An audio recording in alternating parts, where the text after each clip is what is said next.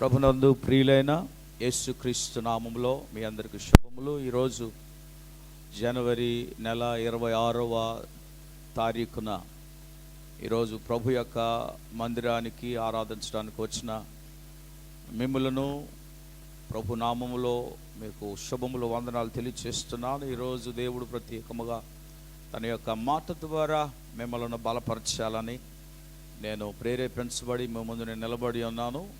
ఈరోజు దేశము సంతోషించడానికి, దేశము గర్వపడడానికి, ఈరోజు భారతదేశము తన గొప్పతనాన్ని చాటుకోవడానికి ఈరోజు అనేకమైన సంబరాలు చేస్తూ ముందుకు వెళ్తూ ఉంది. మన దేశం గురించి గర్వించడానికి చాలా విషయాలు ఉన్నాయి. ప్రపంచంలో భారతదేశం is a second richest country. భారతదేశము సంపన్నతలో ప్రపంచంలో 2వ స్థానంలో ఉంది. ఇది ప్రస్తుతము నడుస్తూ ఉంది. అన్నిట్లో కూడా భారతదేశము ముందుకు పరిగెడుతూ ఉంది, పోటీ పడుతూ ఉంది. కనుక ఈరోజు ఈ రిపబ్లిక్ డే సందర్భాన మన దేశం యొక్క గొప్పతనాన్ని, మన దేశం యొక్క సంపదను, ఉన్నతమైన నైపుణ్యతను, ఉనికిని చాటడానికి ఈరోజు అనేక రకములుగా ప్రదర్శనలు చేస్తూ ఉన్నాయి. వాస్తవంగా చెప్పాలంటే మన భారతదేశం అన్ని దేశాలకు పోటీగానే ఉంటుంది. మన భారతదేశం నుండి అనేకమైన ఖనిజ లవణాలు ఎగుమతి అవుతూ ఉన్నాయి. మన దేశము ప్రపంచంలో ఉన్నతమైన సంపన్న దేశంగా 2వ స్థానంలో ఉన్న అంత పేదరికంలో ఉండడం చాలా విచారకరంగా ఉంది. ఎందుకు ప్రపంచంలో సంపన్నమైన దేశంలో 2వ స్థానంలో ఉన్న మన భారతదేశంలో ఇంత పేదరికం ఎందుకు ఉంది? ఇంత పేదరికంలో మనుషులు ఎందుకు బ్రతుకుతున్నారు? ఇంకా ప్రభుత్వం వారి ద్వారా సహాయాలు పొందుచు బ్రతుకుచున్న ప్రజలు ఈరోజు ఎందుకు ఉంటున్నారు? స్వయాన వారికి వారు ఎందుకు తమ యొక్క ఆహారాన్ని ఉత్పత్తి చేయలేకపోతున్నారు? వారు తమ స్వయాన వారు ఎందుకు తమకు తాము బ్రతకలేకపోతున్నారు? ఈరోజు మనం ఆలోచిస్తే దీనన్నిటికీ మూల కారణం వాక్యంలో ఒక సమాధానం కనబడుతుంది. ఏ దేశం అయితే సృష్టికర్త అయిన దేవుణ్ణి విసర్జిస్తుందో, ఏ దేశమైతే దేవుణ్ణి లేకుండా బ్రతుకుతుందో ఆ దేశము శాపంలో జీవిస్తుంది. A nation without God will perish, any nation. అందువలన దేవుడు ప్రతి దేశాన్ని దర్శించడానికి దేవుడు తన వాక్కునిచ్చాడు. పరిశుద్ధ గ్రంథములో ఆయా భక్తులను లేపి ఆయా దేశాలకు ఆయన పంపించాడు. గల కారణం ఏంటంటే దేశమును బాగు చేయటానికి. దేశమా నువ్వు సంతోషించుము, గంతులు వేయుము అని చెప్పుచున్న మాట ఈరోజు దానికి భిన్నంగా దేశాలలో కనబడుతూ ఉన్నాయి. కారణం, దేశము దేవునికి ప్రాధాన్యత ఇవ్వకపోతే ఆ దేశము కరువు, ఆ దేశము శాపము, ఆ దేశము తెగుళ్ళ చేత పట్టబడుతుంది. ఇది నా మాట కాదు, వాక్యం తెలియచేస్తుంది. దేవుడు స్వయాన సెలవిస్తూ ఉన్నాడు. అందుకే ప్రభు అంటున్నాడు, మీరు మీ సృష్టికర్త అయిన దేవుణ్ణి స్మరణ తెచ్చుకొని మీ పాపములను ఒప్పుకొని మీరు విధేయత కలిగి ప్రార్థించిన ఎడల నేను మిమ్ములను మీ దేశమును స్వస్థపరుస్తాను. ఈరోజు మన దేశానికి కావలసింది ఉన్నతమైన పేరు కాదు, స్వస్థత కావాలి. మన దేశానికి కావాల్సింది ఉన్నతమైన పేరు కాదు, రక్షణ కావాలి. ఎంతమంది ఈరోజు మా దేశం రక్షించబడాలని ప్రార్థన చేస్తున్నారు? ఈరోజు దేశంలో ఉన్న వారందరూ కూడా దేశము పాడైపోతుంది, దేశం అమ్ముడిపోతుంది అని ఈరోజు చాలామంది భ్రమపడుతూ ఈరోజు కుల విచక్షణ, మత విచక్షణ తీసుకొస్తున్న తీరు ఈరోజు మనం చూస్తున్నాం. ఒక ఉన్నతమైన ప్రముఖులైనటువంటి ఒక వ్యక్తి మీడియా ముందు ఈ విధంగా మాట్లాడడం మొదలుపెట్టాడు. అయ్యా, మన భారతదేశంలో క్రైస్తవ్యం వలన చాలా తీవ్రమైనటువంటి ప్రమాదం ఉంది. కనుక మీరు ఉన్నతమైన పదవిలో ఉన్నారు కనుక మీ యొక్క ఆలోచన ఏంటి, మీ యొక్క అభిప్రాయం ఏంటి అని ఆయన అడిగినప్పుడు ఆయన ఈ మాట తెలియచేశారు.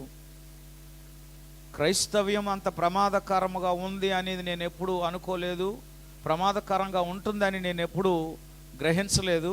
కానీ నాకు తెలిసిన విషయం ఏంటంటే క్రైస్తవ్యం వలన ఉగ్రవాదులు మారారు, క్రైస్తవ్యం వలన దొంగలు మారారు, క్రైస్తవ్యం వలన తాగుబోతులు మారారు, క్రైస్తవ్యం వలన చెడు నశించింది, క్రైస్తవ్యం వలన క్రమము, క్రమశిక్షణ, మంచి పద్ధతి, విధానము, విద్య, బోధ, వైద్యము, చారిటీ, కనికరము, దయ, వాత్సల్యము, ఇవి క్రైస్తవ్యం మన భారతదేశంలో అవి ప్రకటిస్తున్నాయి, అవి పోషిస్తున్నాయి, అవి వాటిని బోధిస్తున్నాయి అన్నది నేను అర్థం చేసుకున్నాను అని ఆయన చెప్పారు. ఆయన ఎవరో కాదు, స్వర్గస్థులైన శ్రీ పివి నరసింహరావు గారు. ఆయన ప్రధానమంత్రిగా చేస్తున్న టైంలో ఈ విషయాన్ని మీడియాకు తెలియచేశారు.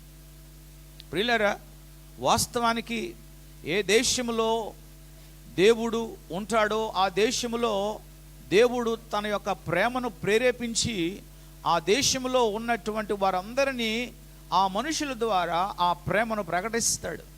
ఈరోజు మన భారతదేశంలో దేవుని బిడ్డలు క్రైస్తవులు ఉన్నారు అంటే దేవుడు ఉన్నాడు, వారిని రక్షించి ఆయన ప్రేమ వారి ద్వారా ఈ యొక్క దేశంలో ఆయన ప్రకటింపజేస్తున్నాడు. ఎంతమంది క్రీస్తు ప్రేమ కలిగిన వారు, ఎంతమందికి చారిటీ చేయలేదు, ఎంతమంది కుష్టు రోగులను వారు ఉచితమైనటువంటి శిబిరాలను పెట్టి చికిత్స చేయలేదు, ఎంతమంది అనాథులను పోషించలేదు.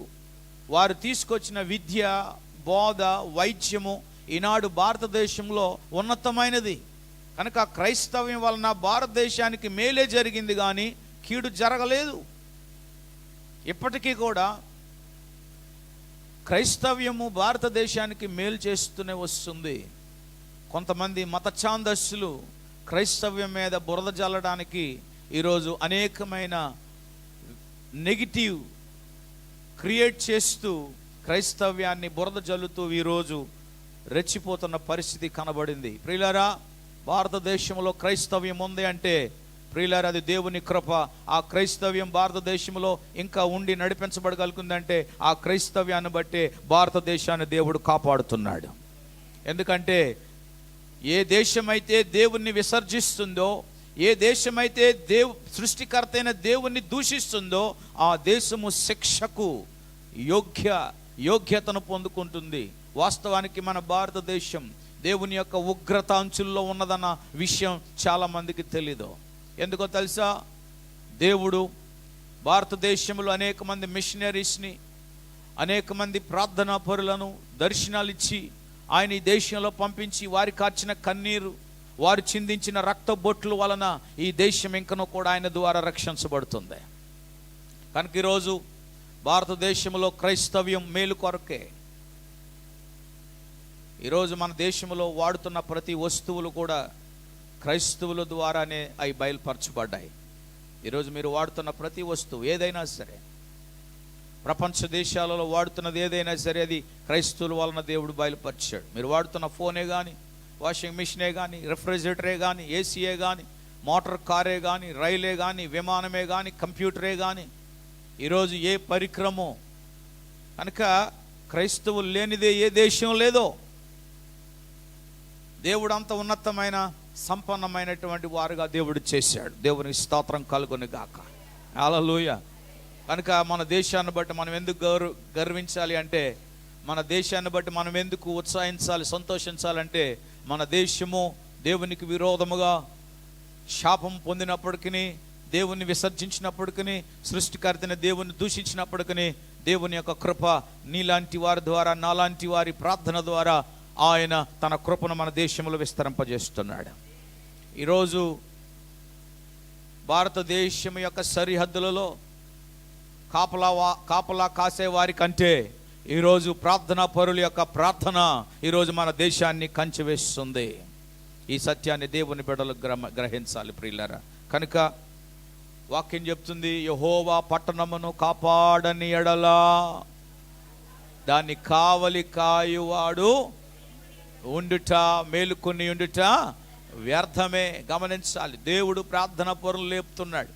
వృద్ధులైన వారు ప్రార్థన చేస్తున్నారు, విధవరాండ్రులు ప్రార్థన చేస్తున్నారు. ఏమండి, కొంతమంది భక్తి కలిగిన వారు ప్రార్థిస్తున్నారు, మిషనరీస్ ప్రార్థన చేస్తున్నారు. దేశం కాని దేశంలో ఉన్నవారు ప్రార్థన చేస్తున్నారు, రాష్ట్రము కాని రాష్ట్రంలో ఉన్నవారు ప్రార్థన చేస్తున్నారు. ఈరోజు దేవుడు కూడా నీ దేశం కొరకు ప్రార్థన చేయడానికి దేవుడు నీకు ప్రేరణ ఇస్తా ఉన్నాడు. ప్రభువా, మా దేశమును కాపాడు. ఎవరండి దేశాన్ని ఈ విధంగా దేశం కొరకు ఎవరు ప్రార్థన చేస్తారు? దేవుని ప్రేమ ద్వారా ప్రేమించబడిన వారే. ఈరోజు మా దేశం కొరకు ప్రాణం పెడతామని చెప్పిన ప్రతి ఒక్కరూ కూడా స్వార్థపరులే. వారి యొక్క జాతిని, వారి యొక్క కులాన్ని, వారి యొక్క సంపదను కాపాడుకోవడానికి, ఉన్నతమైన స్థితిలో తీసుకొని రావడానికే ఈరోజు ప్రాణాలు పోగొట్టుకున్నవారు అనేకులు ఉన్నారు. కానీ దేశం కొరకు కాదు, దేశం కొరకు ప్రార్థన చేసేవారు నిజమైన త్యాగమూర్తులు. దేవుని బిడ్డలు ప్రార్థనతోను, విశ్వాసంతోను, రక్షణతోను క్రీస్తు కొరకు మరణించిన వారు, రక్తం కార్చిన వారు ప్రియులారా, వారి యొక్క రక్తపు బొట్టులు, వారి యొక్క చెమట, వారి కన్నీరు ఇంకనూ మొరపెడుతుంది భూమి మీద. అందుకే మన దేశాన్ని దేవుడు ఇంకా కాస్తున్నాడు, కాపాడుతున్నాడు. ఇంకా మన దేశము దేవునికి సొంతం కావాలి. ఆమేన్. అంతటా అందరూ మారు మనసు పొందాలి, మనస్సు మారాలి.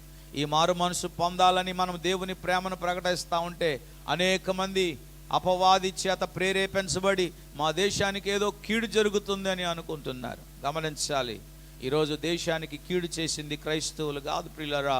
ఈరోజు దేశానికి కీడు చేసింది స్వార్థపరులు.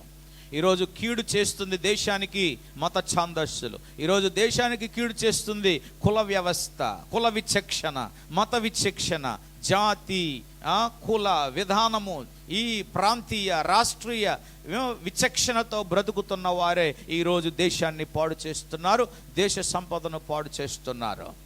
ఈరోజు ధనవంతుడు ధనవంతుడుగానే మన దేశంలో ఉన్నాడు, బీదవాడు బీదవాడుగానే దేశంలో ఉన్నాడు. బీదవాడిని ఎవరు కూడా పట్టించుకోలేని పరిస్థితి ఈ రోజులో ఉంది. ఎవరైనా బీదవాడిని పట్టించుకుంటున్నాడంటే వాడు తప్పనిసరిగా దేవుని బిడ్డ అయి ఉండాలి. దేవుని ప్రేమ చేత నింపబడిన వాడే ఈ దేశంలో ఉన్న ప్రతి వ్యక్తిని పట్టించుకునేవాడు.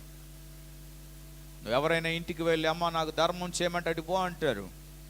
కానీ దేవుని బిడ్డలు ప్రేమతో చలించిపోయి వారికి సహాయం చేస్తారు. ఈరోజు అనేక మందికి, బీదలైన వారికి ఉచిత విద్య, ఉచిత బోధ, ఏమండి ఉచితమైన విద్య, ఉచితమైనటువంటి వైద్యం ఈరోజు చేసేటువంటి వారు ప్రేరణ దేవుని ద్వారానే ప్రేరేపించబడుతున్నారు.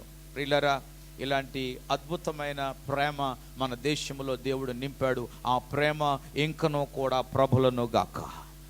హల్లెలూయా. కనుక దేవుడు మనల్ని పిలిచాడు మన దేశంలో ఉండడానికి. We are the citizen of Indian. Therefore మనము మన దేశం కొరకు ప్రార్థన చేసే వారంగా ఉండాలి, బాధ్యత కలిగిన వారంగా ఉండాలి. So we need to pray for India. India is a great country in the world. So God has blessed India. భారతదేశం నుండి అనేక మిషనరీస్ బయటికి వెళ్ళాలి. భారతదేశం నుండి అనేకమైన బోధకులు వేరే దేశానికి వెళ్ళాలి. భారతదేశం నుండి ఏమండి దేవుని కొరకు వాడబడేవారు మరి ఎక్కువగా లేవాలి. ఆమేన్. నమ్మిన వారు చెప్పలుగో దేవుని మహిమపరచుదాం. భారతదేశంలో నుండి దేవుని ప్రజలు లేవాలి. ఏ చోటు చూచినా దేవుని ప్రజల చేత నింపబడాలి. హల్లెలూయా. ప్రతి గ్రామములో కూడా, ప్రతి రాష్ట్రములో కూడా దేవుని ప్రేమ చేత నింపబడాలి. అదే దేవుడు కోరుతున్నాడు. వాక్యం చెప్తుంది, మీరు సర్వలోకమునకు వెళ్ళి సర్వ సృష్టికి ఏం చేయాలి? మీరు good news, proclaim the good news of God. Good news అనగా గాడ్స్ లవ్, దేవుని ప్రేమ. సువార్త అనగా దేవుని ప్రేమ, దేవుని కనికరం, దేవుని వాత్సల్యం ప్రకటించాలి. నిన్ను వలె నీ పొరుగువాన్ని ప్రేమించమన్న సందేశం కేవలం క్రైస్తవ్యమే ప్రకటిస్తుంది. ఏ ఒక్కరూ కూడా ప్రకటించట్లేదు ప్రియులారా. ఈరోజు క్రైస్తవ్యం వల్ల అనేక మంది తాగుబోతులు మారుతున్నారు, అనేక మంది ఏమండి మత ఛాందస్సులు మార్చబడుతున్నారు, దుర్మార్గులు మార్చబడుతున్నారు, ఏమండి బందిపోడు దొంగలు మార్చబడ్డారు. ఈరోజు అనేకమైన సాక్ష్యాలు ఉన్నాయి. కుల మత భేదము లేకుండా ఈరోజు క్రైస్తవ్యము ద్వారా, దేవుని వాక్యము ద్వారా, బైబిల్ గ్రంథము ద్వారా అనేక మంది చెడ్డగా బ్రతికి మంచివారుగా బ్రతికేటువంటి చరిత్ర క్రైస్తవ చరిత్రలో ఉంది ప్రియులారా. అలాంటి అద్భుతమైన క్రైస్తవ్యం మన భారతదేశంలో ఉండటం వలన ఈ దేశం రక్షించబడుతుంది. ఇంకా ఈ దేశం దేవుని కృపచేత నింపబడుతుంది. హల్లెలూయా. లేదు అంటే చాలా ఘోరం. రానున్న దినాలలో ప్రియులారా, దేశము దేవుని కొరకు మేలుకోలేకపోతే, దేశ ప్రజలు దేవుని కొరకు మేలుకోలేకపోతే దేవుని యొక్క ఉగ్రత మీదకు వచ్చేస్తుంది. నినేవే పట్టణం వల్లనే మన దేశము కూడా దేవుని చెంతకు రావాలి. దానికి కారణం నీవు నేను ప్రార్థన చేయాలి. నీ దేశం కొరకు ఏం చేస్తున్నావు? నా దేశం ఏం చేసింది నువ్వు అడుగుతున్నా కానీ నీ దేశం కొరకు ఏం చేస్తున్నావు? దేవుడు నిన్ను దేశంలో పెట్టాడు. ఈ దేశంలో ఉన్న మనం దేశం కొరకు ప్రార్థన చేయాలి. దేశ ప్రజల కొరకు ప్రార్థన చేయాలి. నాయకుల కొరకు ప్రార్థన చేయాలి. మంత్రుల కొరకు ప్రార్థన చేయాలి. ఆయా శాఖల్లో పనిచేసే వారి కొరకు ప్రార్థన చేయాలి. దేవుని బిడ్డలు మనం సుఖంగాను క్షేమంగా ఉండే నిమిత్తము అధికారంలో ఉన్న వారి కొరకు, రాజుల కొరకు, మంత్రుల కొరకు ప్రార్థన చేయమని పవిత్ర గ్రంథమైన పరిశుద్ధ గ్రంథమైన బైబిలే బోధిస్తుంది. పరిశుద్ధ గ్రంథం ఎవరిని నాశనం చేయమని, ఎవరిని హత్య చేయమని, ఎవరిని కీడు చేయమని నా పరిశుద్ధ గ్రంథం బోధించట్లే. ఒకవేళ నీ గ్రంథాలు ఇతరులను నాశనం చేయమని చెప్తే, నీ గ్రంథాలు ఒకవేళ వారిని హంతము చేయమని నీ గ్రంథాలు చెప్తే అది దేవుని చిత్తం కాదు. దేవుడు ఎప్పుడు కూడా ఎవరిని నాశనం చేయవాడు కాదు. దేవుడు రక్షించేవాడు. దేవుడు అనేటువంటి వాడు రక్షించేవాడు. ఈరోజు దేశం గ్రహించాలి, గాడ్ ఈజ్ ఎ సేవియర్. దేవుడు అనేటువంటి వాడు రక్షించేవాడు, లేవనెత్తువాడు, రిస్టోర్ చేయవాడు. కనుక దేశంలో ఉన్న సంపద, దేశంలో ఉన్న ఉన్నతమైన ఉనికి నువ్వు పాడు చేస్తే దానికి కూడా నువ్వు లెక్క అప్పగించాలి. కనుక దేవుడు నిన్ను ఈ లోకంలో ఒక నాయకుడిగా పెట్టుండొచ్చేమో, దేవుడు నిన్ను ఒక పరిపాలకుడిగా ఈ లోకంలో నిన్ను పెట్టుండొచ్చేమో, దేవుడు నిన్ను ఉన్నతమైన సంపన్నుడిగా పెట్టి ఉన్నాడేమో. దేవుడు నీకు ఇచ్చిన ఆ బాధ్యతను బట్టి నీవు దేశానికి నువ్వు ఒక మేలు చేయాలి. దేశానికి మేలు చేసేవారు ప్రియులారా బైబిల్ గ్రంథంలో అనేక మంది లేపబడ్డారు. ఈరోజు మనమందరం కూడా దేశానికి, రాష్ట్రానికి, ప్రాంతానికి, గ్రామానికి, పొరుగువారికి, బంధువులకు, రక్త సంబంధులకు, శత్రువులైన వారికి, విరోధులైన వారికి మనము మేలు చేయాలి. అదే దేవుడు కోరుతున్నాడు. దేవుడి ఈ యొక్క మాటల ద్వారా ఈ దేశాన్ని దీవించును గాక. ఆమేన్. పరిశుద్ధ